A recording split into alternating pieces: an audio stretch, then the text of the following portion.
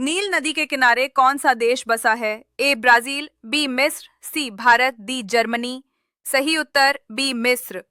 Amazon नदी किस देश में बहती है? ए अर्जेंटीना, बी ब्राजील, सी चीन, डी रूस। सही उत्तर बी ब्राजील। डैन्यूब नदी यूरोप के किस देश की राजधानी से होकर गुजरती है? ए हंगरी, बी जापान, सी ऑस्ट्रेलिया, डी अमेरिका। सही उत्तर ए हंगरी। यंगसी नदी किस देश की प्रमुख नदी है? ए भारत, बी चीन, सी पाकिस्तान, डी नेपाल। सही उत्तर बी चीन।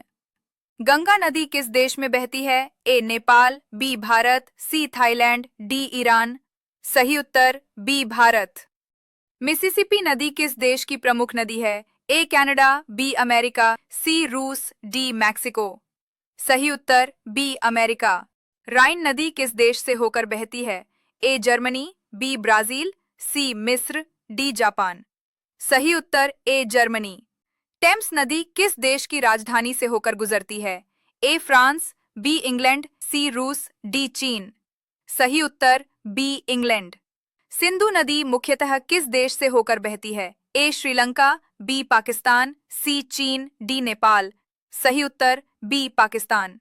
वोल्गा नदी किस देश की सबसे लंबी नदी है? ए रूस, B Canada, C America, D France. सही उत्तर ए रूस।